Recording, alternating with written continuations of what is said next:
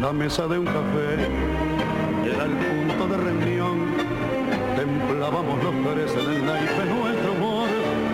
10 años fueron nuestros, marchando como amigos. 10 años son testigos de muestras. Hola Miguel, buen día.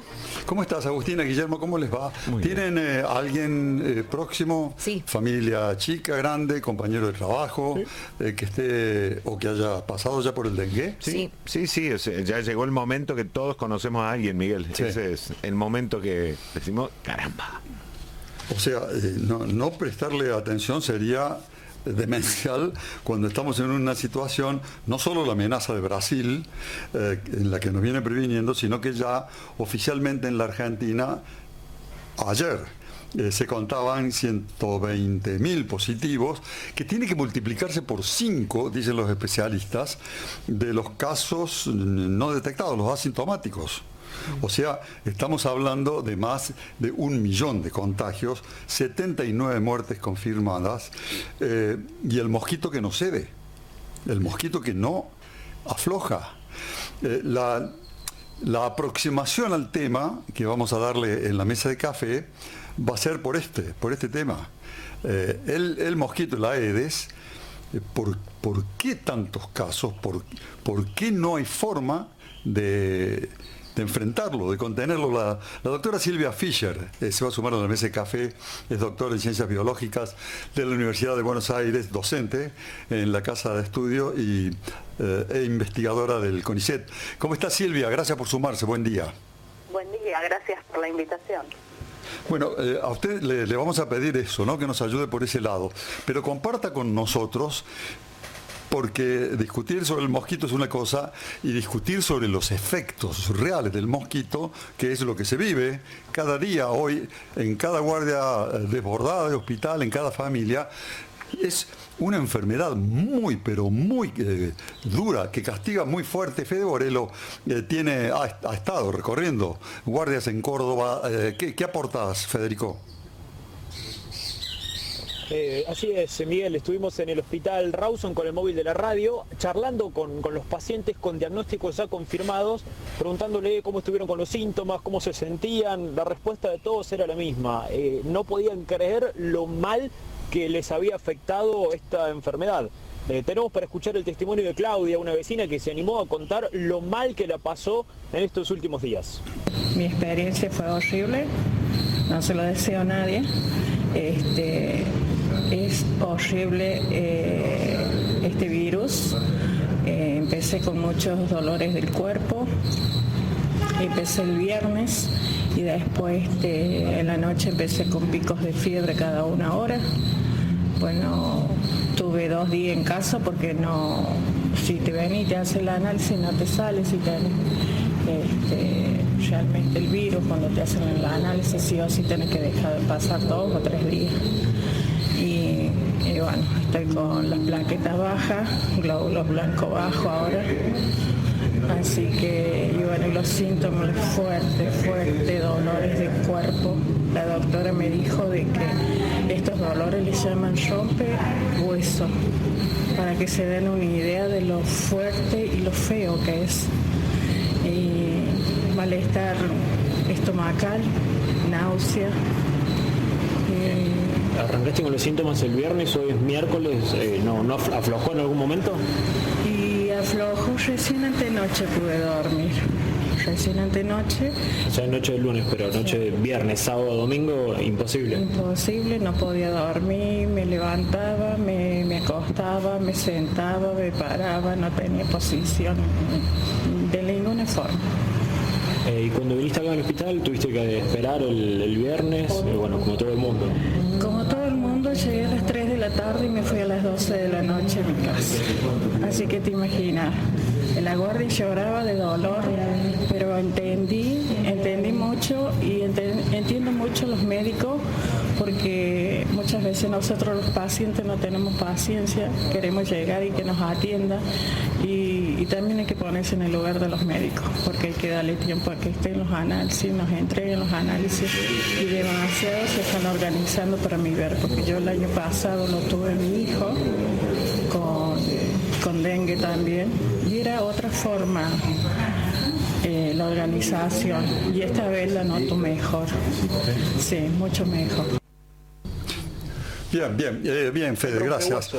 Necesitábamos este aporte para darle contexto. Está escuchando la doctora Fischer, no es médica, no es infectóloga, no le vamos a preguntar ni por esto, los rompehuesos. Por ejemplo, el doctor Quirós, el ministro de Seguridad de la Ciudad de Buenos Aires, explicaba por qué le llaman la enfermedad rompehuesos. Pero sí le vamos a preguntar por ese pequeño monstruo que viene investigando en toda la vida, doctora Fischer, Silvia, que es el Aedes, el tremendo mosquito que es capaz de producir este desastre. ¿Sirve fumigar, doctora? Bueno, eso depende un poco de la situación. Muchas veces se propone como estrategia de prevención el tema de la fumigación, y la verdad es que como estrategia de prevención no tiene mucho sentido, porque bueno, este mosquito está en el entorno doméstico, ¿no? Esto, digamos, ya lo venimos contando desde hace tiempo. Se cría en los recipientes con agua que tenemos alrededor de nuestras casas, recipientes artificiales que nosotros mismos les dejamos disponibles a los mosquitos para que se críen. Cuando uno fumiga, en general está afectando solamente a la población de mosquitos adultos. Es muy difícil entrar a fumigar a todas las casas, a cada una de las casas, o sea que no podemos, digamos, abarcar toda la población de mosquitos, pero además solamente estamos afectando a la población de mosquitos adultos. Entonces, unos días después tenemos nuevamente de las larvas que se están criando en los recipientes, una nueva tanda de adultos que se generan muy poquito tiempo después. Entonces, es de muy cortita duración la fumigación para controlar la población de mosquitos, pero además nosotros cuando fumigamos, no todos los mosquitos tienen la misma sensibilidad o susceptibilidad a los insecticidas. Entonces los más débiles, digamos, se van a morir con esa fumigación, y los menos débiles, los más fuertes, van a sobrevivir, y esos son los que van a poner huevos en la generación siguiente, ¿no? Entonces en la generación siguiente vamos a tener los hijos de los mosquitos más fuertes. La generación siguiente es más fuerte. Entonces, para controlar eso vamos a necesitar dosis mayores de insecticida, y así se termina, digamos, transformando en una especie de carrera. ¿Y pasa lo mismo, Silvia, y pasa lo mismo con los repelentes? O sea, ¿se van convirtiendo cada vez más fuertes, menos vulnerables a los repelentes? En realidad el repelente no actúa a nivel... protege a la persona. Digo, esa protección, claro, ¿se mantiene o el mosquito comienza a acostumbrarse también a eso? Claro, eso ocurre, digamos, no con la población de mosquitos, pero el mosquito individualmente, a medida que está en contacto con el repelente, es cierto que tiene como una especie de efecto de acostumbramiento. Entonces al principio es muy sensible y se va a repeler mucho más, y después de un tiempo como que se va acostumbrando, ¿no? ¿Sabes, Silvia, que está diciendo usted algo que me está asustando? Medio apocalíptico, a película de esas películas de espanto. O sea, van sobreviviendo los mosquitos más fuertes, con lo cual sus hijitos, los mosquitos que vienen, vendrán más fuertes que la generación anterior. Más fuertes respecto al insecticida que estuvimos aplicando, ¿no? O sea, es como que nosotros vamos seleccionando cuando aplicamos, digamos, la fumigación preventiva. Esto es darwinismo aplicado a los mosquitos. Los que sobreviven son los más fuertes. Claro. Y está demostrado, ¿no? Hay estudios hechos en nuestro país que demuestran que en lugares donde se aplicó sistemáticamente la fumigación como medida de control de las poblaciones de mosquitos, los mosquitos tienen resistencia, lo que quiere decir que no son igualmente susceptibles al insecticida, y hay que usar o dosis mucho más altas o un otro tipo de insecticida para poderlos controlar. Y esto es muy relevante porque hay una situación en particular en la que sí la fumigación es muy importante, que es cuando hay transmisión. en un lugar donde hay transmisión, lo que se indica, supongamos que en mi manzana, en mi cuadra, hay casos de dengue, ¿no? Entonces lo que se indica, que es lo que el Ministerio de Salud, digamos, propone, y la Organización Mundial de la Salud también, es que se fumigue en el entorno de 3 manzanas a la redonda, justamente para matar a las hembras de mosquito que están infectadas con el virus, para que no lo sigan transmitiendo. Entonces, si esas hembras de mosquito son, digamos, resistentes a los insecticidas, nos quedamos sin la única herramienta que tenemos para cortar un brote de transmisión, ¿no? Agustina le quiere preguntar desde Silvia, la mesa. Sí, ¿cómo le va? Buen día. Silvia, no ignora usted la situación económica que vivimos en la Argentina y el precio que tienen insecticidas, repelentes. La pregunta es si, por ejemplo, surgieron un montón de recetas caseras para hacer repelente. Esto lo preguntamos y lo seguimos preguntando a raíz de lo que usted nos decía. Parece como si el mosquito se volviera resistente o se acostumbrara en cierta forma. Entonces la pregunta es, para el que no tiene para comprarlo, se le hace muy difícil. ¿Sigue siendo efectivo preparar algún tipo de repelente natural en casa, por ejemplo? Lamentablemente no puedo recomendar eso, porque, digamos, hay varias cuestiones, ¿no? Sí. O sea, una es que sea realmente efectivo, y la otra es que sea inocuo o inofensivo para la persona que lo está usando. Para que podamos estar seguros de eso, un repelente X pasa por un montón de pruebas y controles que nos aseguran que sea adecuado para usarlo, y eso es la función que cumple la ANMAT. Entonces siempre tenemos que, yo entiendo la cuestión económica, pero tenemos que recomendar que se usen repelentes autorizados por el ANMAT, porque justamente eso nos asegura que no nos hagan daño y que además sean efectivos, ¿no? No nos está ayudando el clima, ya lo han mencionado con Miguel, doctora. Tenemos tormentas previstas, está lloviendo mucho en diferentes sectores del país, sobre todo en el noreste, Buenos Aires, Córdoba. ¿Cuándo se termina? ¿Qué tenemos que esperar para que se acabe el vector este año? ¿Qué es un frío, una helada? ¿Un frío de cuántos grados? Imaginando en el futuro que se acabe este momento del mosquito y del dengue en el centro del país, en el noreste. Sí, bueno, a ver, las temperaturas más bajas reducen la posibilidad de transmisión por varias cuestiones. Una es porque a temperaturas bajas el mosquito no se puede reproducir y entonces, digamos, no se siguen generando nuevas generaciones de mosquitos que puedan continuar el ciclo de transmisión. Pero no es que viene un frío y enseguida todos los mosquitos que están circulando se mueren, ¿no? O sea, tienen bastante tolerancia y además, como es un bicho que está vivo y se mueve, pueden ir a buscar refugios donde haga un poquito menos de frío que lo que mide el servicio meteorológico. Con lo cual no es que si tenemos una ola de frío la semana que viene, de golpe se va a cortar la transmisión. Sí, lo que va a pasar es que todo se va a volver más lento.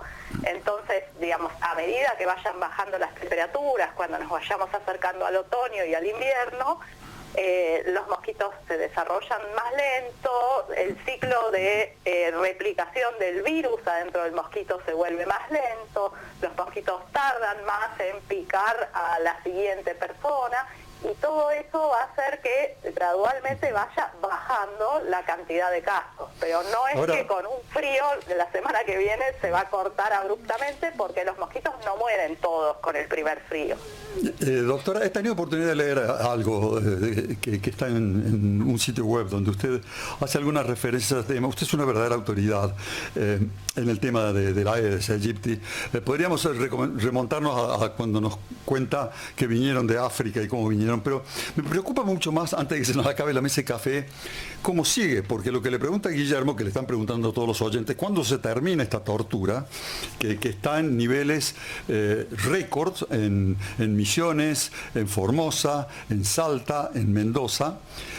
Usted marca lo que hay que prevenir para la próxima temporada de mosquitos. Anda dando vuelta, nos han contado algún especialista, esto de la técnica de insectos estériles, SIT en la sigla inglesa, que utiliza irradiación para esterilizar mosquitos machos que luego se liberan en grandes cantidades para que se apareen con las hembras silvestres.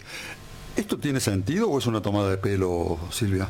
¿Andan buscando mosquitos para convencerlos de aplicarse una vasectomía? Es toda una discusión que incluso tenemos al interior de la comunidad científica. La realidad es que la técnica del insecto estéril se usó, digamos, con mucho éxito en otros insectos, por ejemplo la mosca de la fruta, y se sigue usando. Es muy exitoso con algunas especies de otros insectos. En mosquitos tiene sus complicaciones por varios lados. O sea, una es porque por el tipo de lugares en los que están los mosquitos, no están como en parches aislados donde nosotros podemos pensar en, bueno, eliminamos los mosquitos en este lugar si, por ejemplo, liberamos machos estériles. Tendríamos que, además, suponer que los machos estériles van a tener prioridad para aparearse con las hembras que están en el lugar respecto de los machos propios del lugar, lo cual tampoco está demostrado, porque la técnica de esterilización implica que los irradian, y eso afecta su performance después en la vida, ¿no? Entonces, digamos, tiene sus complicaciones, pero además, una de las complicaciones que yo personalmente veo, y que además también se discuten en la comunidad científica, es que ¿cómo le explicamos a la gente que liberamos mosquitos y que los que liberamos son buenos, pero que es para combatir los malos, y cuáles son los buenos y cuáles son los malos, por un lado? Y por otro lado, estamos dando a entender que tenemos una especie de bala de plata o magia que nos va a permitir controlar a los mosquitos, y con eso yo en mi casa me desentiendo de eliminar los cacharros, de cuidar que no haya criaderos y esto. Además del costo económico que implica, en el caso de la técnica de insecto estéril, implica estar liberando continuamente mosquitos al ambiente, ¿no? Porque no es que es un efecto que se va sosteniendo en el tiempo, sino que cada semana hay que liberar millones de mosquitos. Imagínense eso a la escala de una ciudad como Córdoba o como Buenos Aires, que, digamos, son miles de millones de mosquitos que habría que liberar todas las semanas, lo cual tiene un costo económico, afecta el comportamiento de las personas, porque si alguien se está ocupando del problema, ya no es mi problema y no me tengo que ocupar de los cacharros. Tiene sus complicaciones, la verdad, y sobre todo en los lugares donde está este mosquito, que son grandes zonas urbanas, bueno, pequeñas también, ¿no? Pero en grandes zonas urbanas donde tenemos los grandes problemas de transmisión, no está demostrada su efectividad, la verdad. Bien, bien. Guillermo. Una más. Doctora, ¿cómo se retroalimenta el virus? Solo para recordarlo. El mosquito, que es el vector de la enfermedad, pica a una persona, la contagia, ¿verdad? Pero un mosquito bebé nace sano y se vuelve vector del virus una vez que pica a alguien enfermo, digamos. ¿Cómo se retroalimenta el virus para que crezca tanto, para entender esa mecánica de la enfermedad? Bueno, a ver, en general los mosquitos nacen sanos. Digo en general, ahora enseguida voy a aclarar cuál es el caso particular, pero en general los mosquitos nacen sanos y para infectarse tienen que picar a una persona que esté transitando la enfermedad, ¿no? Que tenga el virus. Una vez que el mosquito se infecta, el virus se replica adentro del mosquito, que esto lleva un tiempo, digamos, lleva varios días, dependiendo de la temperatura, y después, cuando ese mosquito vuelve a picar a otra persona para poner su siguiente tanda de huevos, ahí le puede transmitir el virus. Esto es como el ciclo normal. Hay lugares donde esto ocurre a lo largo de todo el año, porque todo el año tenemos mosquitos, y entonces si la enfermedad está circulando y es endémica, la transmisión se sostiene a lo largo de todo el año. Y hay lugares como Córdoba o Buenos Aires que tienen una parte del año en la que los mosquitos no están activos, no están picando y permanecen todos como huevos de resistencia aguantando el invierno. En esos lugares, los primeros mosquitos se infectan a partir de personas que viajaron a lugares donde sí hay transmisión. Ahí fueron picadas por un mosquito de ese lugar y vienen con el virus. Y nos infectan nuestros mosquitos, digamos, ¿no? O sea, es el hombre el que trae el virus, sería. En las regiones templadas sí, en las regiones más tropicales, donde hay transmisión todo el año, es un ciclo que se sostiene continuadamente. Hay un caso particular, que es esto de si nacen siempre sanos. En épocas de mucha transmisión de dengue, como ahora, por ejemplo, está demostrado que hay digamos, huevos o larvas que nunca pudieron haber, digamos, picado a una persona infectada, porque todavía no es su etapa del ciclo de vida, que tienen el virus. Esto se llama transmisión vertical y quiere decir que la hembra le pasa el virus a los huevos, ¿no? Perdón. Digo, no, porque el tiempo de la mesa de café se nos termina y no me quiero quedar sin la pregunta, porque créame que me ha asustado la primera parte de sus respuestas. ¿Qué podemos esperar? O sea, estamos de antemano que en la próxima temporada los mosquitos van a ser no solo más fuertes, sino más numerosos también. O sea que el dengue se va a convertir en una enfermedad endémica.